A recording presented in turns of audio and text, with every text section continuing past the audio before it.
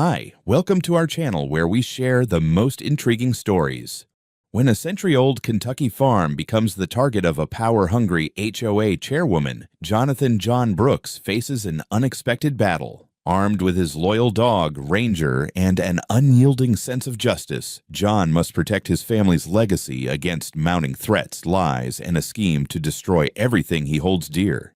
Jonathan John Brooks had always been proud of his family's legacy. His farm, nestled in the rolling green hills of Kentucky, was more than just land. It was history. Passed down through 4 generations, the 20-acre estate was a vibrant piece of rural Americana. The farmhouse, with its whitewashed walls and creaking wraparound porch, stood as a testament to over a century of hard work and resilience. It was here that John had grown up, and it was here that he intended to remain, surrounded by the serenity of open fields, the hum of cicadas, and the comforting presence of his loyal dog, Ranger. Life on the farm was simple, yet fulfilling. John grew vegetables in the expansive garden, tended to his herd of rescue horses, and took pride in his rows of grapevines, which he hoped to one day turn into a modest vineyard. Though the nearby town had grown in recent years, sprawling into the countryside with suburban developments, John's farm remained a steadfast holdout, untouched by the cookie-cutter McMansions that now lined the adjacent hills. However, change came knocking,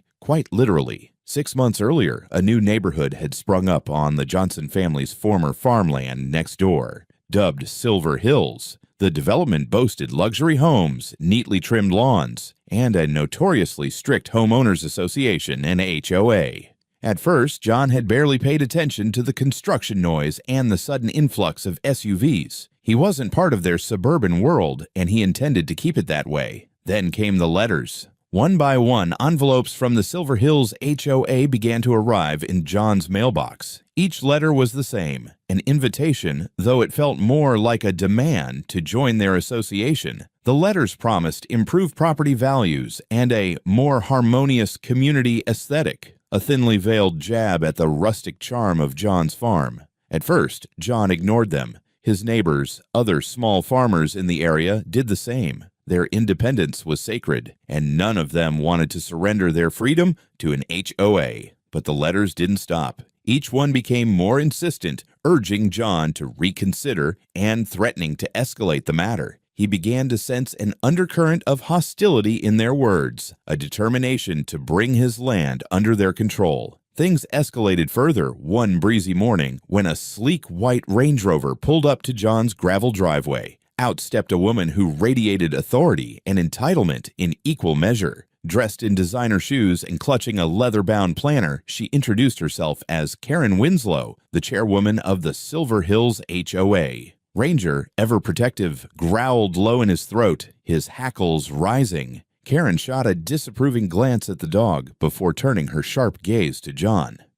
"Mr. Brooks," she began in a tone that brooked no argument, "we need to discuss your property and its impact on our community." As John leaned against his porch railing, arms crossed, Karen launched into a rehearsed speech about property values and community standards. She pointed to his weathered white house, his wooden fences, and his vegetable garden as concerns that needed to be addressed. Her demands were laughable. Replace the fences with aluminum, remove the garden entirely, and repaint the house in one of their approved neutral tones. She even suggested relocating his horses, claiming they were disruptive to the suburban aesthetic. John listened in stunned silence before cutting her off. "Ma'am, this farm isn't part of your HOA. It's been in my family for over 100 years, and it's staying exactly the way it is." Karen's nostrils flared. "We'll see about that," she snapped, before turning on her heel and marching back to her car. As the Range Rover sped away, kicking up gravel, Ranger barked at its retreating form, a sound that echoed John's own frustration.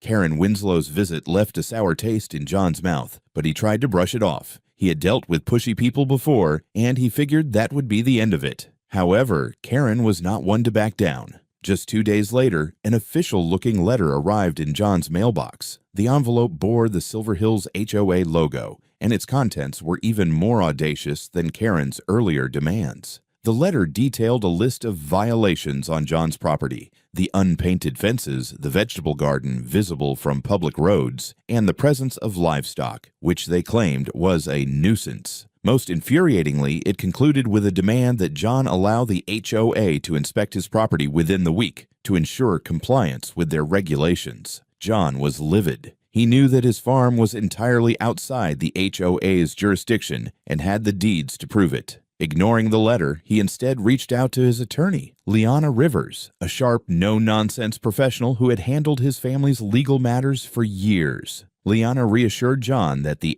HOA had no legal authority over his property. She sent them a cease and desist letter, warning them that any further harassment would result in legal action. John thought this would put the matter to rest, but he underestimated Karen's determination. Days later, while he was running errands in town, Karen struck again. She arrived at the farm with 2 other HOA board members in tow, clipboards in hand and cameras slung over their shoulders. They ignored the private property signs and marched straight onto the land, snapping photos of the house, the garden, and even the barn. Their blatant trespassing was caught on John's security cameras. Worse, they attempted to open the barn doors, breaking a latch in the process, and took pictures of the horses as if building a case against their presence. As Karen posed dramatically near the garden beds for one of her colleagues to photograph, she didn't notice the sharp growl echoing from the shadows. Ranger had been watching them the entire time. The loyal dog barked furiously, sprinting across the yard toward the trespassers. Karen screamed, dropping her clipboard as Ranger lunged, his growls echoing through the air. The board members scattered in all directions, one of them barely making it over the fence before Ranger nipped at his heel. Karen and the others fled to their car, leaving behind scattered papers and a deep silence that felt like justice. When John returned home later that afternoon, he noticed a small crowd gathered near his driveway. To his shock, Karen was standing at the forefront, loudly declaring to the assembled neighbors that his vicious dog had attacked an innocent HOA representative. She brandished a bandaged foot as proof, claiming that Ranger had escaped the property to bite one of her team members. The murmurs of concern among the crowd made John's blood boil. Without saying a word, he calmly ushered Ranger back inside, his mind already racing. Later that evening, he reviewed the security footage from his cameras. The recordings were crystal clear. Karen and her team had trespassed, damaged his barn, and provoked Ranger. Armed with evidence, John prepared for the next battle. He wasn't about to let Karen's lies go unanswered. John knew that Karen's smear campaign was far from over. The crowd outside his driveway, stirred up by her accusations, had begun to whisper. Words like dangerous and irresponsible floated through the air, but John wasn't one to let lies stand. That evening, after thoroughly reviewing the footage from his security cameras, he formulated a plan. The next morning, John invited his neighbors to gather at his property, offering transparency in the face of Karen's claims. Many were curious, unsure whom to believe, while a few die-hard supporters of Karen eyed John with suspicion. Karen herself arrived, wearing a smug expression and holding a stack of papers that she claimed were legal complaints filed against John and Ranger. "Let's get this over with," Karen said, her tone dripping with condescension. "I have more important matters to attend to than defending this community from a reckless dog owner." Unbothered, John hooked up his laptop to a portable projector and began playing the security footage.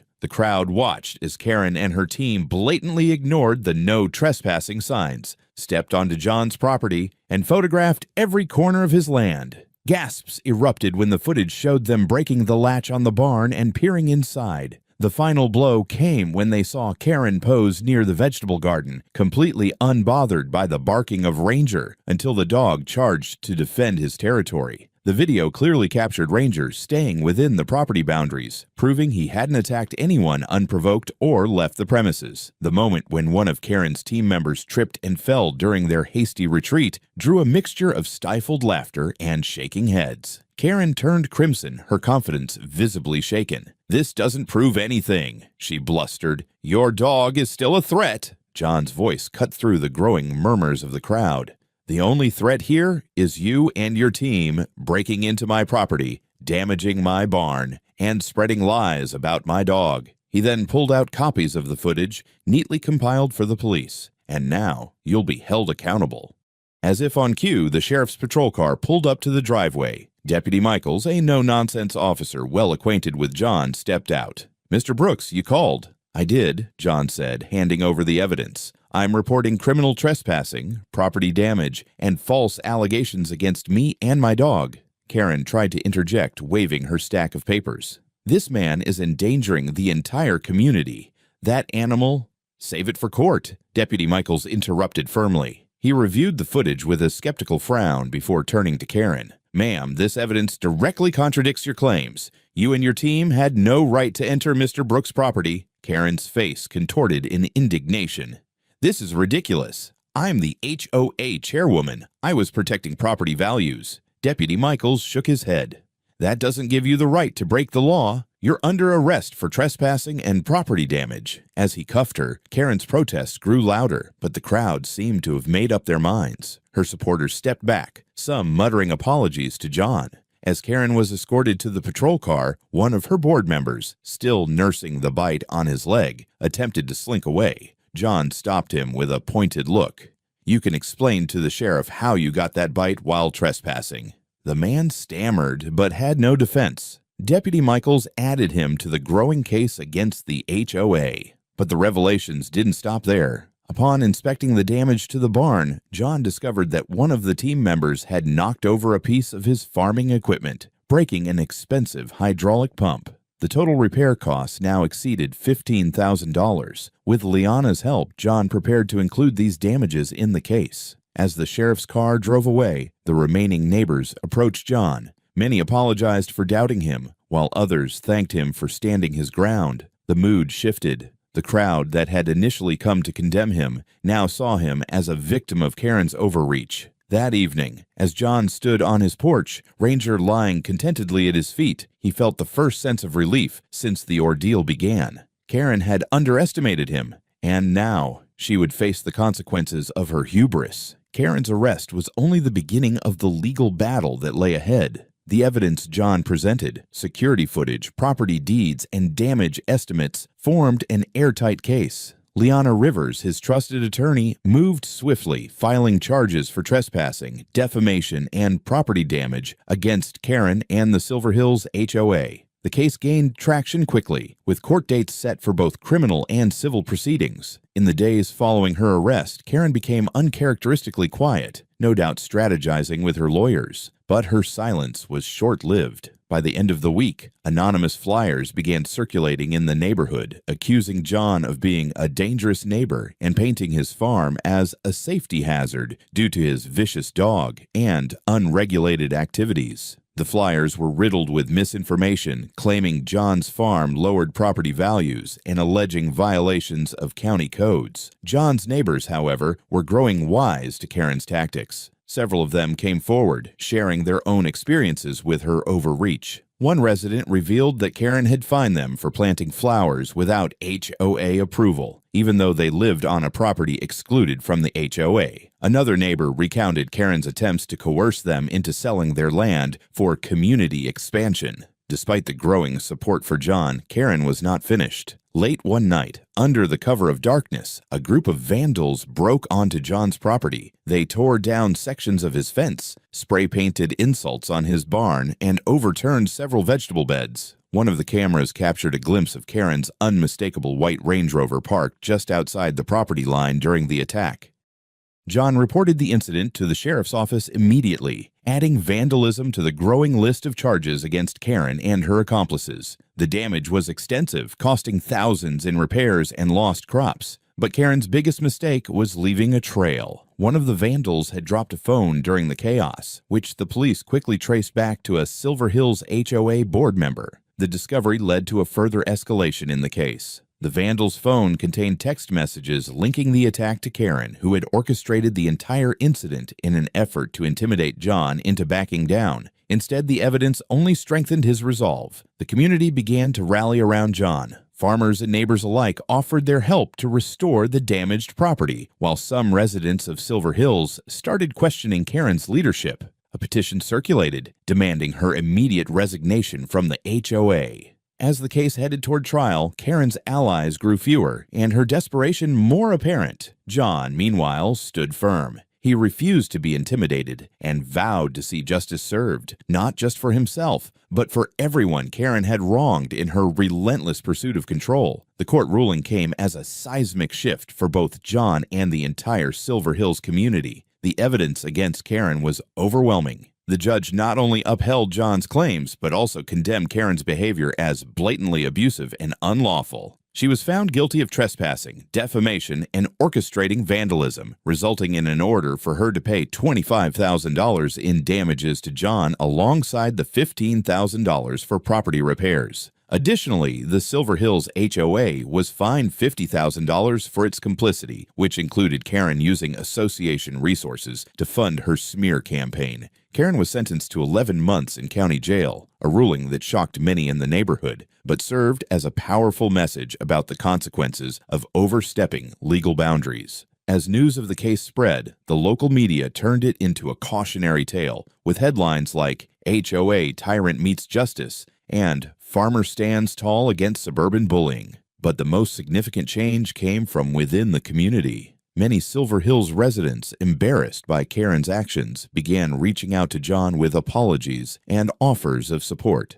A group of neighbors volunteered to repair the damage to his property, helping him rebuild the destroyed sections of his fence, replant his vegetable beds, and repaint the barn. Some even brought over seedlings and tools, eager to assist in restoring the farm to its former glory. The HOA itself underwent a massive transformation. Karen's resignation was swift and non-negotiable, leaving a leadership vacuum that residents were determined to fill responsibly. A new HOA board was elected, led by Marcus Ellison, a level-headed lawyer who promised to focus on fostering cooperation rather than enforcing arbitrary rules. Marcus reached out to John personally, apologizing on behalf of the HOA and offering to cover any future costs incurred from Karen's mismanagement. The positive ripple effects of the ordeal were felt beyond Silver Hills. With Karen's departure, the antagonism between the HOA and neighboring farmers dissolved. John's farm, once a target of hostility, became a symbol of resilience and community pride. The new HOA even proposed a partnership with the farmers, organizing events like farmers markets and festivals that bridge the gap between suburban residents and their rural neighbors. John's reputation soared. What had started as an unjust battle turned into a shining example of standing firm against injustice. His farm became more than a place of work. It was now a gathering point for the community. Locals flocked to his newly revived vegetable garden, eager to buy fresh produce. Families visited to see his rescue horses, and children delighted in meeting Ranger, who had become something of a local hero. For John, the most profound change wasn't the newfound fame or the strengthened fences. It was the sense of unity that had blossomed from conflict. As he stood on his porch one sunny afternoon, watching neighbors and friends share laughs during a community picnic, he realized his family's farm was no longer just his legacy. It was a testament to the power of standing firm, building bridges, and transforming adversity into something better. Ranger, sitting faithfully at his side, barked cheerfully as children ran to pet him. John scratched his ears and smiled, grateful that the storm had passed, and left his home stronger than ever. Months after the court case ended and Karen was taken into custody, life on John's farm had settled into a peaceful rhythm again. But the impact of the ordeal lingered in unexpected and meaningful ways. Sitting on his porch one cool autumn evening, with Ranger lying contentedly at his feet, John reflected on how the conflict had reshaped not only his life, but the entire community. The farm had never been busier. Neighbors, once distant and indifferent, now stopped by regularly to chat, purchase fresh produce, or admire the rescue horses. Children from Silver Hills loved visiting the farm, often bringing their parents to meet the hero dog, Ranger, who had become something of a mascot for resilience. A group of local volunteers even helped John install educational signs around the property, explaining the history of the farm and the role it played in preserving the area's rural heritage. One day, Marcus Ellison, the new HOA president, approached John with an unexpected offer. "We've been talking," Marcus began, "and we'd like to make amends in a lasting way. The HOA wants to create a preservation zone around your farm, a formal acknowledgement of its importance to the community." John raised an eyebrow. Preservation zone. "What's the catch?"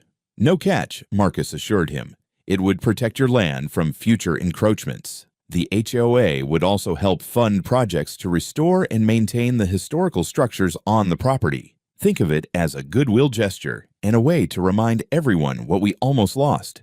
After careful consideration, John agreed. The collaboration marked a new chapter for Silver Hills, one that emphasized mutual respect and cooperation instead of division. But not everyone found peace. Karen's downfall had been swift and public, leaving her reputation in shambles. After serving her sentence, she quietly moved out of town, reportedly to a gated community in another state. No one seemed to miss her, and the neighborhood's collective sigh of relief was palpable. Still, her actions served as a cautionary tale, a reminder that unchecked power and entitlement could lead to ruin. For John, the experience was transformative in ways he hadn't anticipated. Sometimes he mused to Ranger one evening, "Standing your ground isn't just about protecting your land. It's about showing people that fairness and decency still matter."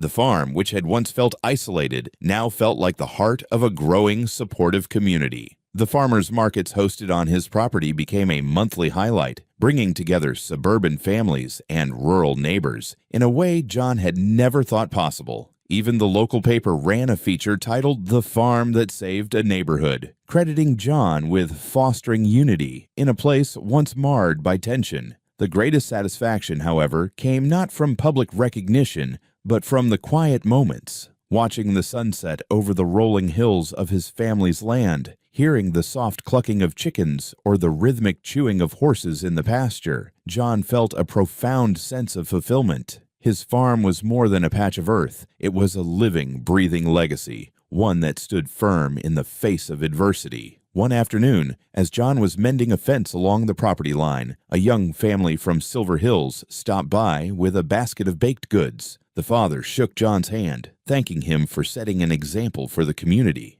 "You didn't just fight for your farm," he said. "You fought for all of us." As they left, their children giggling and waving goodbye, John couldn't help but smile. His fight had been worth it, not just to protect his home, but to inspire others to stand up for what was right.